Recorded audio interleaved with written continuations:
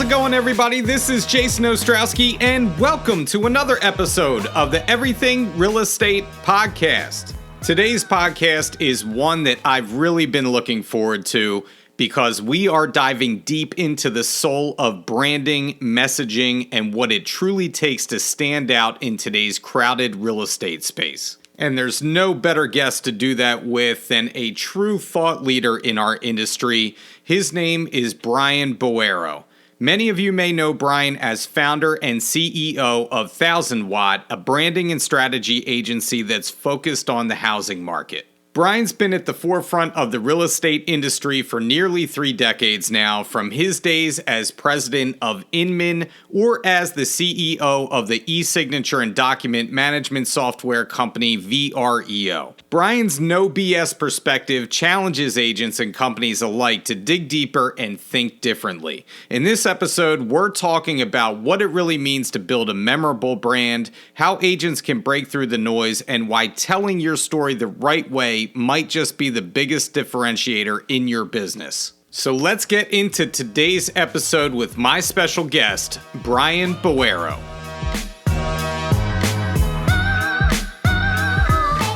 His influence and reach has been felt in the real estate industry for close to 3 decades now. Brian, it's so great to have you with us today. How are things out there in the Bay Area this week? Things are terrific, Jay. Thank you for having me. And thank you for establishing up front that I'm very, very old. Well, if you're old, then I'm old because... No, 3 decades. Oh, my God. Yeah. I know, we were talking about, you had mentioned how I won't say your age, but I'm right there with you. And I know things tend to get a little harder as we age, but you look very spry this morning. Well, thank you. Thank you. I'm really glad to be here. Thank you. Well, we're gonna talk about standing out in a crowded real estate industry, and I know you've spoken about this many times. I've listened to actually other podcasts with you speaking about this, but I think it never stops being a relevant topic in our industry because there is so much copycatism out there. There is so many that herd mentality when it comes to marketing, when it comes to branding. And I want to touch upon a couple things with you today regarding this because you have very strong feelings when it comes to making yourself stand out in a crowded field. And so I want to start with a quote from you. And I was listening to a podcast recently, and you said the essence of branding and marketing is saying or doing what your competitors are unwilling to say or unable to do.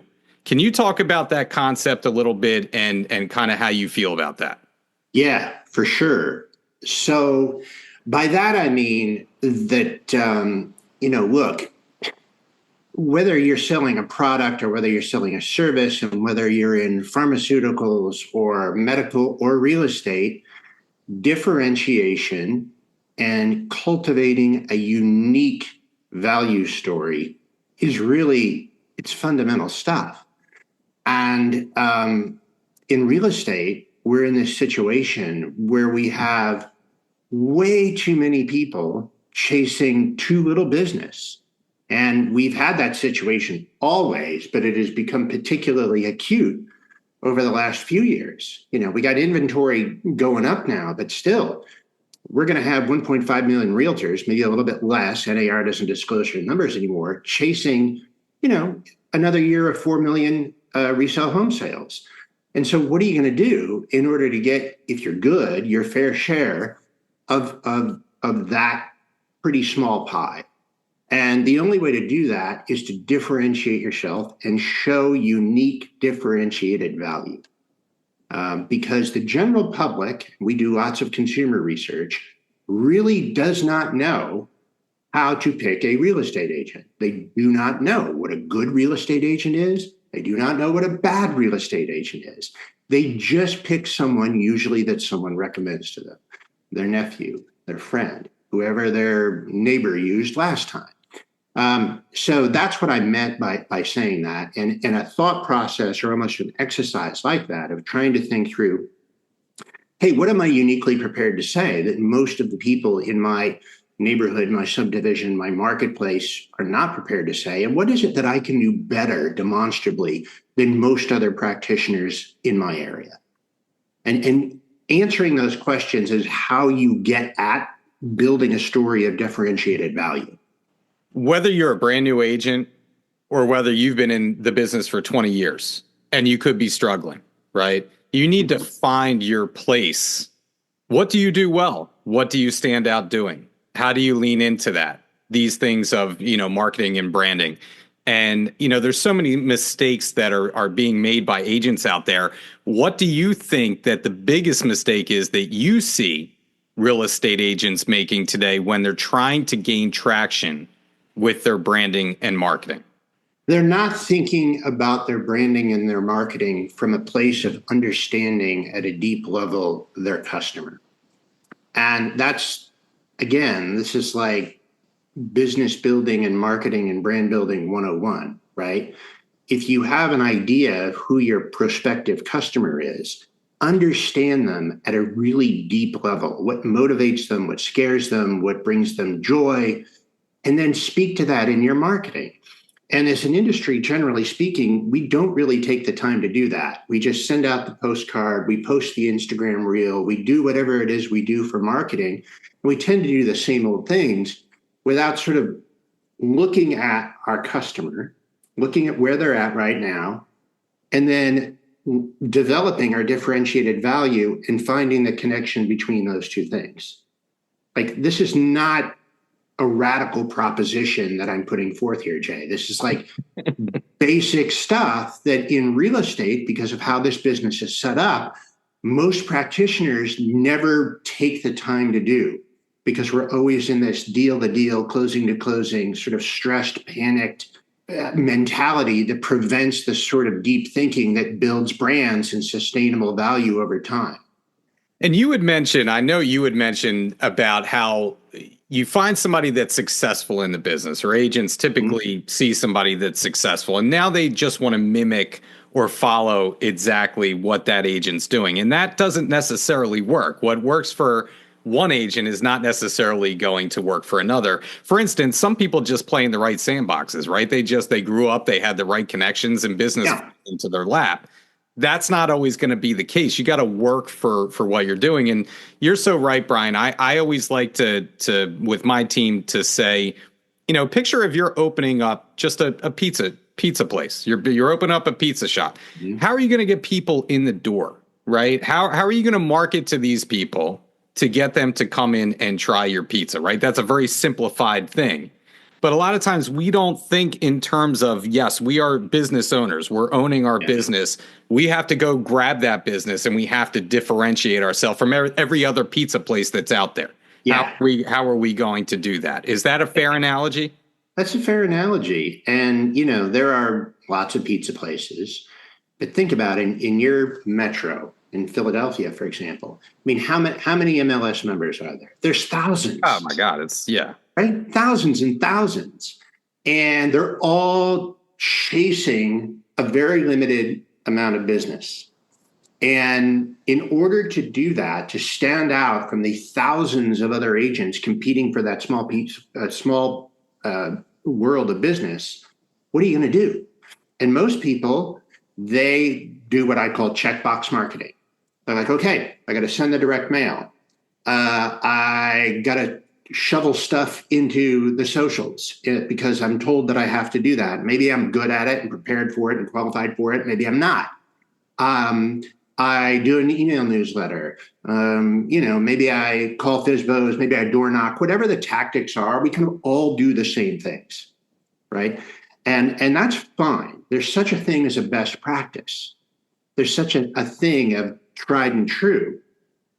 But that it needs to be balanced by cultivating what I said before. What is it you are uniquely prepared to do that differentiates you from others?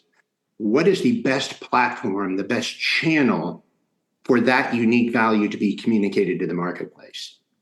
That's how to think about this stuff strategically. Yeah. And I just from your real estate adjacent at all times. You said, your wife is an agent, right? You're always around us. Yes. And I feel bad for you, Brian. I'm sorry. I love to deal with us. Look, I wouldn't have stayed in this business 28 years if I didn't love it. Love as an agent. I I love this business. It's so meaningful and it's crazy. And I mean, I'm not bored yet after 28 years. Well, that's one thing. It is never boring. I will say that. And I want to know from your perspective of being kind of on the periphery, seeing what agents are doing from 36,000 feet. What stands out to you? Like when you see an agent doing something and say, it's authentic and what makes it memorable when an agent does something, you're like, that's it. You know what I mean? Like that's the juice. That's what you should be doing more of. Yeah. I know I sound like a broken record here, but think about your mailbox. Okay. We all have a mailbox. To this day in 2025, because it can be effective, you and we both walk out to our mailbox every day, and there's probably some piece of real estate marketing in there. And we already know what that's going to be. Just listed, just sold, recent sales in the neighborhood, get a free home valuation, the usual stuff. And you and I are probably a little bit weird. We probably actually look at these things, but the vast majority of human beings take that and they walk it right to the recycle bin and it's gone. Okay. You have a millisecond to stand out and catch somebody's attention with something different. What are you going to say to that person that breaks the pattern of static that surrounds people as far as real estate marketing? You have a millisecond to do that. What are you going to say that's different, that grabs that person? So that's what would stand out to me. And that's the thing that I think we generally miss. We do the things that are done, and it has inertia. And we do them because they've always been done. And we do them because they work for somebody, or we do them because the technology that we use makes it easy to do those things. And we don't think about another common concept in marketing, pattern interruption. Okay. We have banner blindness, ad blindness. When we look at, websites that we go to, we don't see the banners. They're gone. Our brains have filtered them out because we've seen a gazillion of them over our lifetimes. Same thing with most real estate marketing. How do you break that pattern? How do you interrupt it and break through? That's the question to ask yourself. You would mention, I think one thing that we suffer from is we don't ask ourselves the right questions when it comes to marketing. Like you had said, like what's going to stand out? I always like to think of me personally when I see good marketing, I'm a sucker for good marketing. So I like to go like, let's say I just go like into Whole Foods, right? And I'm looking at the beverage aisle. Yeah. I like iced tea. And so I unsweetened iced tea, I drink it all day. And I'm probably going to try a new iced tea product based on the marketing that I see, right? The label, like, does it stand out? Like, are they good at marketing? Is the name clever, right? Yeah. I think of these things and then I try and think about real estate the same way. Mm-hmm. If I'm receiving something like you said, the mailers, I'm chuckling with them. I receive probably 10 mailers a day from agents and it's just so repetitive. So I've heard you say that, we all know or hopefully all of us are familiar with Simon Sinek and, finding your why, right? Yeah. And you said, maybe that's not the right question. Maybe don't start with why, start with how. Yeah. And what did you mean by that, if I can ask? Well, I read that book. Many of us did. It's a great book, very smart. I think though it's not a good prescription for real estate. Okay. Find your why. You hear that all the time. This is my why. What's your why? Okay, fine. But what that leads most real estate people to is the sort of undifferentiated, platitudinous, gauzy, I'm in it because I love people. I'm in it to help people find the dream of home ownership. I'm in it to help people move to their next chapter. Okay, how many times have you seen that in the last week? 100 times. Okay. So that may be the truth about why you're in this business. And that's a beautiful thing. That is not the stuff of differentiation. What I would suggest instead is to lead with how, because again, we've done tons of research on consumers here at 1000 Watt over the past 5 years. People have no idea what a good agent does to get them to a good outcome. Conversely, they also don't know why their nephew may be a knucklehead and get it wrong, and they shouldn't hire that nephew to sell their house. So if you tell people, I'm going to get you to the best price in the least amount of time, well, tell me how. What is it that you do? And more importantly, tell me how you do it differently or better than most of the other agents that are in my ear about listing my home. We skip over that how part because most agents have in their head, it's sort of, they just do what they do. Great agents just do what they do. And they don't think to communicate that process and that what outward. And that is the raw material of a differentiated value proposition. And I think we need to let them into our lives more. Like you had said, like, what do we do on a day-to-day basis? Most people don't know what a real estate agent does when it comes to what they're working on day to day. And what we go through and the way we negotiate and, how it's so vitally important to hire the right agent for the job. And that we do such a poor job conveying that message. We all totally. And it's and you've probably seen this, Jay. You've seen this actually play out in your business. You've seen it in what NAR tells us about consumer choices. People don't take the choice of an agent seriously. Absolutely not. They don't. And why don't they? Because they don't really know the stakes. They don't know, as I said, how a good agent will save them tens or hundreds of thousands of dollars and how a knucklehead agent will lose them 10 or 100. And that is on us. The agent community has not educated the consumers on what a good agent does. And well, that's an opportunity. It's a wide open space. I think we haven't told enough stories, right? That's one thing about real estate agents. We all have stories, right? Let's talk about a story where you actually saved that seller from tragedy, right? Or you got them $50,000 extra from something that you've done to either promote that property, negotiate that property, or, handle things the right way when it could have gone the other way, Absolutely. Absolutely. And, therein lies the opportunity to break through the noise, is to tell those kinds of stories, explain to people how you get them to where they want to go. And, sending out just another postcard or posting just another home tour on Instagram, like that's not really going to do it. Yeah. And you said, to be able to have a good brand, it should be able to telegraph meaning. Yeah. What are some of the key elements of a great real estate brand that telegraphs meaning, in your opinion? Well, what is the feeling? And it may be fleeting and subtle.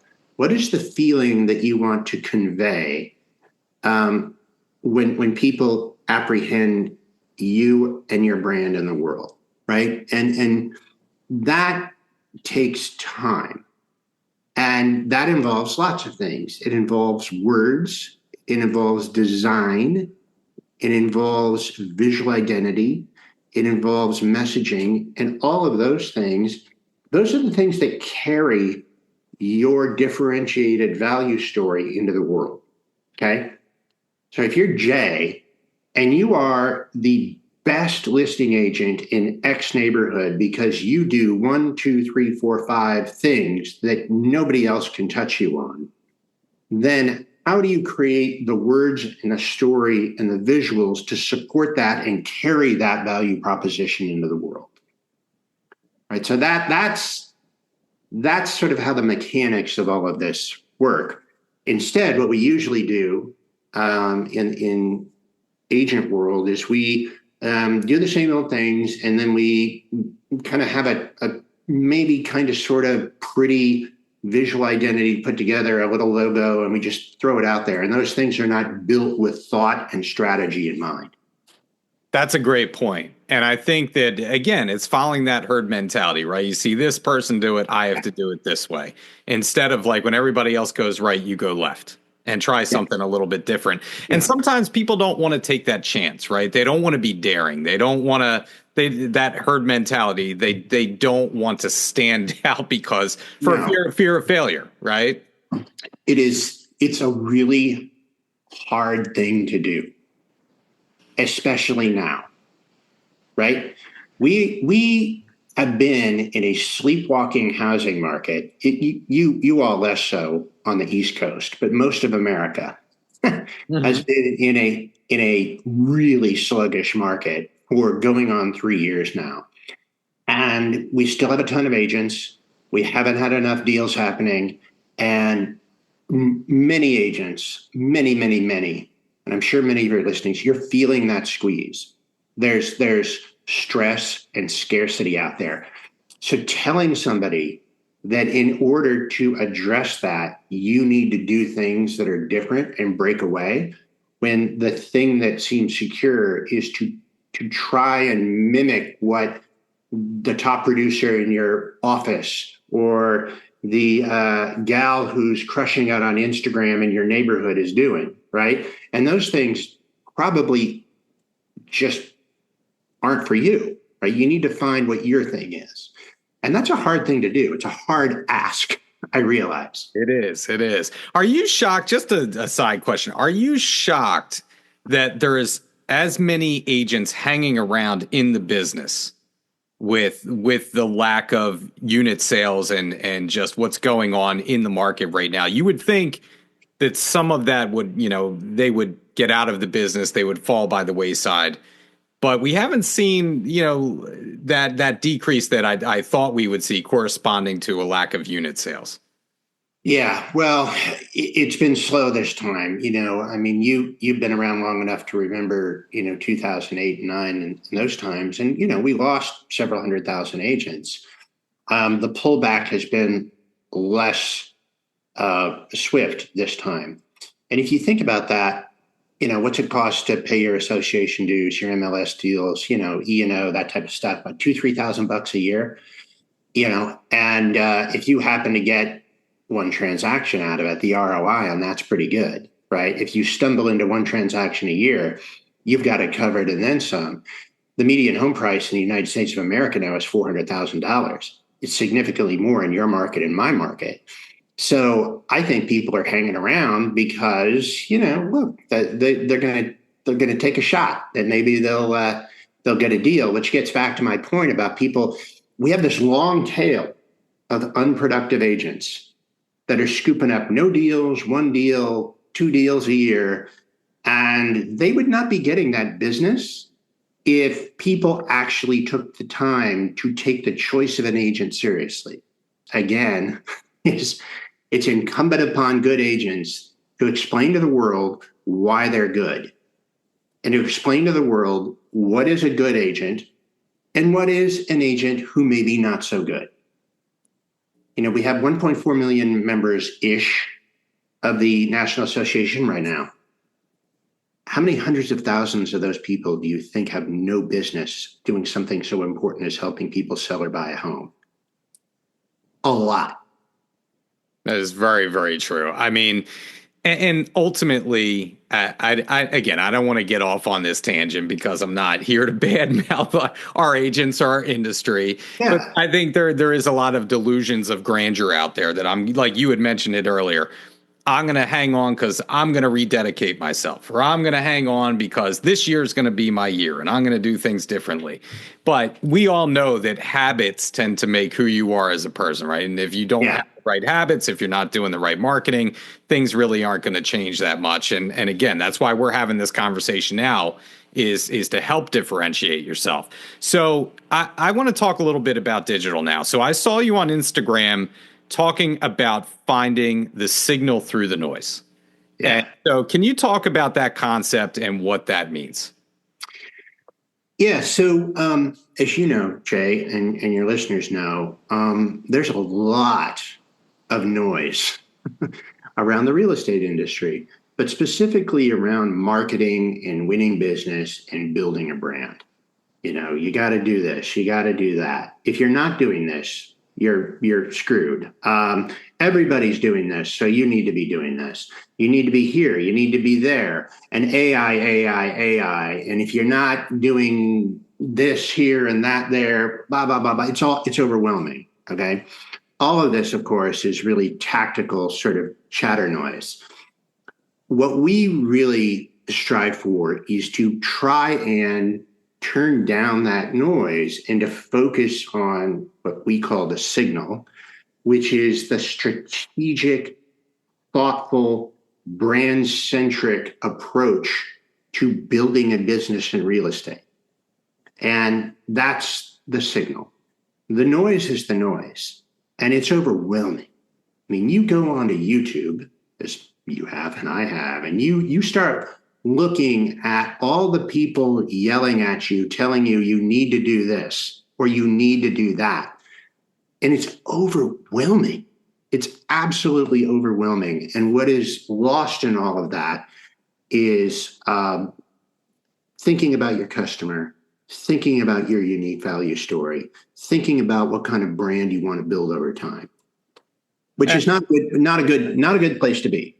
Yeah, no, I mean, it's such a simple answer, right? And I want to like follow up on social because, I see agents that are out there trying to offer more original content now and to be memorable, to stand out. Yeah. Some do it with humor. Some do it with shock value. Some are really good at it. There's some stuff out there that just it like people are so creative and so funny out there. But a lot of it is really cringy. I'm going to be honest. I'm sure you feel the same way. Yeah. Although I applaud them for having the guts and the confidence to put it out there. In your opinion, how do agents strike a good balance between being relatable in their content and their marketing on social and still being professional and earning people's trust? And that doesn't necessarily have to equate to social media. That could be in general. Yeah. But how's a good way to go about it, in your opinion? Look, I've seen plenty of this stuff. Your listeners have too. And, we wrote about it in our weekly newsletter a couple of weeks ago. There's a growing trend of agents dancing, being vulgar, using humor, all this stuff. And you're right, a lot of it's entertaining. And a lot of those agents have gotten a great deal of followers. Some are making it work somehow. They're translating it into business at some level.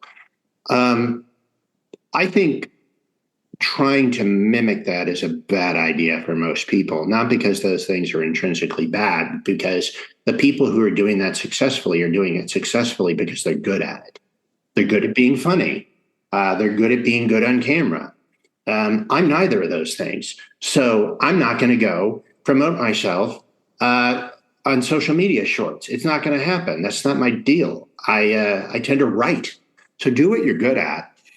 I think in terms of the professionalism and relatability thing, relatability really comes from, and again, broken record, understand what is the emotional truth inside your customer and speak to that. That's relatability. If I know what's going on with you as a 35-year-old first-time buyer who's been in the workforce for 12, 13 years, has barely enough money to maybe buy a house when prices are at record highs and mortgage rates are at 7%, what am I feeling that you can speak to as a professional? Relatability is about connecting to the emotional truth that sits within your prospective customer. Relatability isn't necessarily making a fool of yourself or talking about yourself. Relatability is you and I connecting, Jay, at a level, at some level where there's mutual knowledge and understanding of each other. And that, I think, again, is something that people miss when they go about marketing themselves. Sure, you may be funny. That's great. Maybe you'll get some business out of it. But the long play here, the strategic play, is to connect at an emotional level with your prospective customer. I was just going to say, it sounds to me what you're describing is having that emotional intelligence and that empathy towards the situation that your clients find themselves in. And yeah, totally. Totally. And that doesn't mean, because I said something earlier about the how and like the nuts and bolts of it. And now I'm talking about emotion. Those things are absolutely related. So, for example, to take your 35-year-old first-time home buyer, that person cannot afford to overpay for a house. If they get into a house, they are going to do so by the tips of their fingers. They cannot afford to overpay. So how do you, as an agent, recognizing that anxiety, explain how you're going to help them identify what is enough to pay for the house they want so that they can get it, but not too much so that they overpay? Tens of thousands of dollars lie on that question alone. Yeah, that's a great way to break it down. And obviously, when we're in such a stressful environment, everybody involved, I feel like everybody's in a bad mood nowadays. I don't know. I don't know if you feel that way, but yeah. I do feel like people are ornery, right? How can we speak to that? How can we alleviate that emotional fear that they have and frustration? I have a client that I've had for 2.5 years, and we've maybe seen 4 or 5 houses total because she is in a price range and her needs are such that only once in a blue moon something comes on the market. Yep. And we went to see something the other day, and I knew at the price point that it was going to have competition. And by the end, it needed a lot of work, and she was willing to do that work. But when you're selling $75,000 over asking that she doesn't have, she's out. And she's very frustrated, and I'm giving her the pep talk. We're going to find it. We're going to make this work. I promise you. We've been together for the long haul. I'm making this promise that I'm going to find you this house. But again, I think it speaks to having that empathy with people and speaking to their fears and frustrations. Yeah, I mean, for sure. I mean, and that needs to manifest, if you want to scale a brand, it needs to manifest in your marketing. I see so much real estate marketing that's, I'll make it easy. I'll take care of everything. It's a piece of cake. I'll make real estate easy. Well, that's a lie. Real estate's not easy. You know that. Your listeners know that. It's hard. And it's not true for the client either. The better approach is to say, hey, look, it's really hard to buy a home right now, but I'm uniquely qualified to help you surmount this obstacle because of X, Y, and Z. And that's what I mean about recognizing the emotional truth that was inside your prospective customer, rather than spouting the same stuff that everybody else does, which is, I make real estate easy. There's nothing you bring up such a great point. One of my sources of deep frustration right now is that you see these posts, and this has been happening through the pandemic when things were selling in 2 days, sold in 3 days. I've had 55 offers, right? Yeah. Well, what you're making it sound too easy. What hard work took place before you ever got to that point? What did you do in order to get the home ready in order to receive those offers, right? What makes you you? Why should they use you? It's not that the house sold, because quite frankly, you could put a sign in the ground and sell the property. It's not a question of when you're going to sell it. It's for how much you're going to sell it for. Yes. And that's where the nuance comes in. Absolutely. And, to go back to my mailbox during that period, late 2021, 22, I would probably get a dozen of those postcards a week, sold for 50% over asking. Mm-hmm. Like, okay, not surprised. Yeah. I mean, it's crazy. I know. So you've spoken with, in your job, your field, and what you've done for several decades now. You've spoken with so many of the top brokers, agents, industry thought leaders throughout the years. What are some of the strategies that you've seen that really move the needle not only in terms of engagement with clients, but also productive engagement that is actually leading to transactions? Yeah. Well, the first thing, Jay, is to speak in a voice that is differentiated and to go out to the world with a different message and a different approach. I'll give you an example of a small independent brokerage that is not in your market. It's on the other side of the country in Pasadena, California. We did some work with them several years ago called Eva Lynn Real Estate. Okay, Eva Lynn, EVALIN. And they cultivated a brand that was deeply human. It speaks in a human voice. It tells stories about their clients. It demonstrates value along the lines of what I've been talking about. And they have built a very successful brand and business in a very high dollar part of the world because they're speaking in a way that's differentiated and they're speaking in a way that's human. And it's also presented beautifully. I mean, that's the part we really haven't talked about, Jay, is most real estate professionals and most real estate brokerages present themselves to the world visually in a way that actually creates drag or gets in the way of them doing business. So, that's another piece of the puzzle. But that's just one example that your listeners may want to check out to see how these folks have done it well in a way that is produced business. Well, I will definitely be taking a look at that, but I want to talk about that drag. Like what does that mean to you? Yeah. Well, I mean, if you think about most active, good real estate practitioners, they take great care in how they present themselves personally. You show up to a listing appointment, you look like $1 million. We take care with, the car we drive because, even in 2025, sometimes we drive clients around. We take care in how we talk to people. Our focus on scripts in this business, right, is pretty intense. But we frequently drop the ball when it comes to the visual experience that we put out to the world, particularly digitally.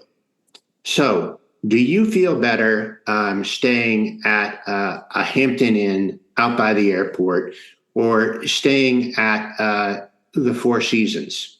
Well, of course, you feel good about staying at the Four Seasons. You feel better about yourself. You feel more open.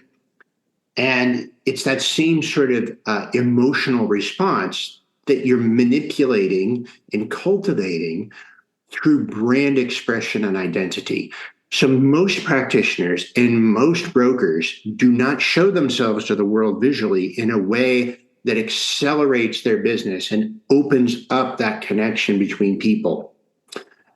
We don't look very good. That's an area where many brokers and agents could do a lot better. And it's just kind of a throwaway thing. We do a little logo and it kind of looks good. And we slap it on our postcard and, we do sign writers and blah, blah, blah, blah, blah. And it's just not very well considered in many cases. I think so many agents, especially I think since the pandemic, I think it's just become commonplace to dress down more nowadays. Mm-hmm. I like to go the opposite route of that. I'm still a tie wearing guy wherever I go. Maybe I'm old school, but many people have done away with the ties. But I have specifically won listings because of my appearance. I mean, let's be shallow about it, right? Like that's what people are looking for because I came in a nice suit. I had one person say, "I love your car." That's that's why I got the listing. I mean, I don't care how I get the listing. I just want to get the listing.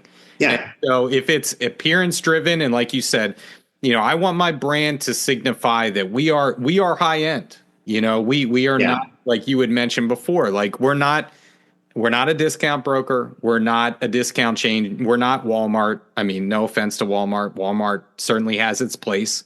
But that's not the vibe that I want for my team and my brand. Yeah. Your visual identity is either accelerating everything you do and winning your business, or it is a drag on everything you're doing. Okay. Mm-hmm. So that's how we think about it. And how do we create visual identity? This is what we do when we work on a client project. Do visual identity that accelerates, but also ties to that unique brand character and value proposition. And if you get those things aligned, that's where things start to snowball. That's a great point. So if I'm an agent, as we start to wind down here, if I'm an agent and I could only focus on one thing today to start standing out, what would that one thing be in your opinion? I would sit down with a pen and paper, and I would write down, gather your team, a colleague, whoever, and write down what are the things that I do that others aren't doing? What are the things that I do demonstrably better than most agents in my market? And write those things on a piece of paper. And they may sound small to you. This is what I do to prepare a home for sale. I get a pre-inspection when that's really uncommon in my area. Whatever. It doesn't have to be huge stuff. What are the small, big things that you do that are better or different than most other people in your market? And those are the building blocks of a differentiated value proposition. We're so consumed in the day-to-day of what we do, whether we're in a hot market or a cold market. We don't stop to think that the stuff of your real value is kind of locked in your head. So get it out on a piece of paper, and then you'll have some puzzle pieces to work with to put together that value picture. That's an amazing piece of advice. And in fact, I'm going to probably do that once we get off of this. It sounds stupid. No. Yeah. But if you're forced to write it, yes. You're going to have to think hard. Yeah. Yeah. I mean, I always like to reevaluate kind of where I am, where my brand is, because where I was, say, 15 years ago is very different than where I am today. My clients are different. My price point is different. Sure. My audience is different, and my target is different. And so, those are always being adjusted and always being reevaluated. And so I think you bring up such a great point.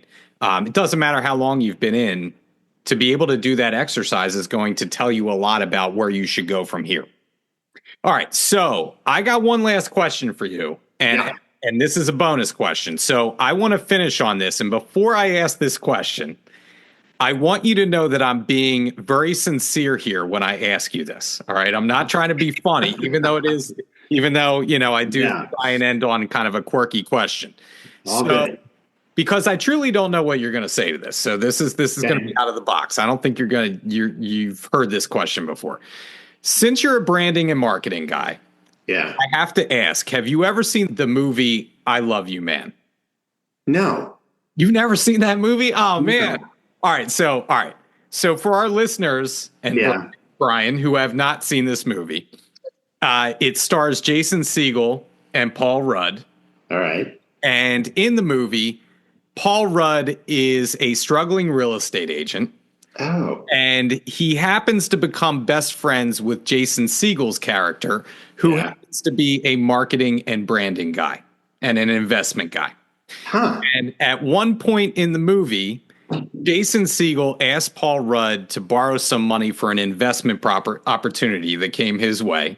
Yeah. And Paul Rudd ends up giving him this money, not knowing that the opportunity that Jason Segel was investing in was buying billboards across LA featuring Paul Rudd doing or wearing attention-grabbing things like wearing a Speedo, being dressed as James Bond, or even flat out just swearing and cursing on these billboards. All right. So, and the way that Paul Rudd's character finds out about this is that he's literally driving down a major highway in LA and all his billboards as he goes by one by one. Oh, wow. And how have I not seen this movie? I don't know. It's a really funny movie. You should embarrassed. Check it out. All right. So anyway, he's livid. right? And he's like, this is going to ruin me. I'm going to be a laughing stock in real estate now. Turns out the opposite happens, and now he's a superstar, and he ends up getting all this business out of it. Yeah. So, number one, as the branding and marketing guy here, number one, are you buying it? Would that work in your opinion? And number two, should I now stock up on Speedos? Well, okay. You kind of froze me with should you stock up on Speedos? I'm going to remain agnostic on that last question, Jason. Probably a smart move. I would say, look, it could work. Sadly, it could work. Sadly, and it would work, I suppose, because of what I said earlier. That people just don't take the choice of an agent seriously, and I think it could work for that reason. I'll have to watch the movie, but I think it could work. I wouldn't advise it. I don't think it's the way to build a enduring brand. But I'm going to have to watch the movie. But sadly, I think it could work. I think it does pose a unique conundrum because I can see it definitely working. Yeah. And I wanted to get your take on it because you're the expert. And you talk, and this kind of speaks to, and I'll end on this. This kind of speaks to one thing you would mention about the newer generations watching HGTV and watching Selling Sunset and all all these other shows. And I hate them. I don't like those shows. They're not indicative of what we do or who we are. But you said that it builds kind of a brand where younger agents younger people want to work with agents now. And it's more a trustworthy process for them than the older generations who don't tend to trust real estate agents. Yes. Yeah. Our research, actually, we specifically asked younger consumers, do you consume real estate reality shows? And I forget the number, but it was like significant. I mean, a lot of people are consuming this media. And then we asked those people who consume this media, real estate reality shows, does it make you feel better, worse, or doesn't do anything in terms of your opinion of real estate agents? More people said it makes me feel better about real estate agents than feel worse. So I don't think these shows are hurting the reputation of realtors. With some people, yes, but more young people look at that and think, oh yeah, realtors are cool. Again, not understanding what it is that a good practitioner actually does. And billboards, don't get me started. A lot of practitioners do great on billboards. So who owns the billboards? The professional service people that own the billboards in your city. It's the personal injury attorneys and the realtors. Why? Because our compensation, the compensation of both of those people is contingent. It's contingent.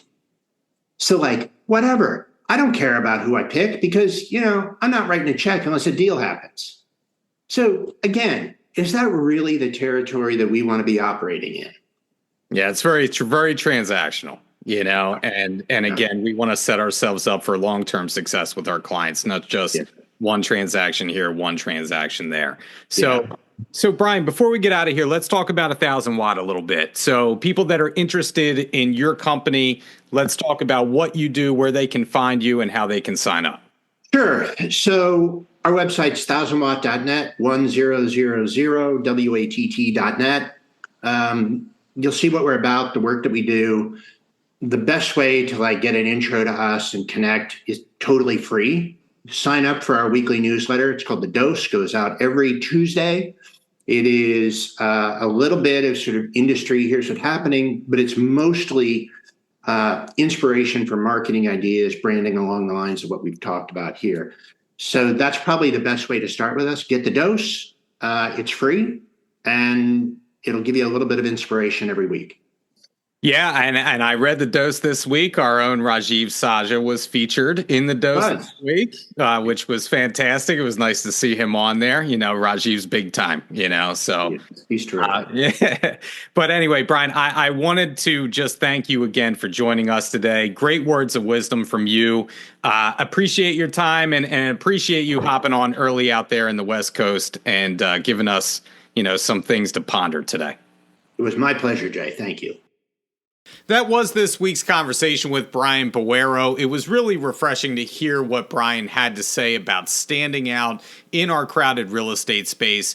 Here are a few takeaways that I had in talking with Brian. Number one, Brian talks repeatedly about knowing your customer base. What makes them tick? Who is your target market? These are marketing 101 principles that you have to know who you're marketing to in order to gain their business. And I think that is something that we don't do a whole heck of a lot of, if I'm being honest, in real estate. We put out marketing pieces that we think are geared towards our clients, but we're not really thinking through the process. What are they going to react to in order for us to gain their business or make them want to do business with us? So often we reflexively put out these marketing pieces, whether it's just listed postcards, just sold postcards, and we get lost in the shuffle of 1,000 other agents in our area that are doing the same exact thing.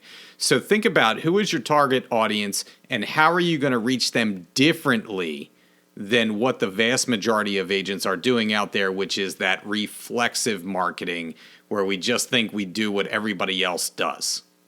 Number two, Brian mentions that a lot of consumers out there can't differentiate what a good agent is from a bad agent. And that brings us a golden opportunity to teach people what makes for a good real estate agent. Why should they choose you above other realtors? Well, let's teach our prospective clients out there what we do and how we can help. So how can we differentiate ourselves from other realtors? Show them what you do, show them your process, show them your success stories. Tell a story. I think that's always important to do in our business.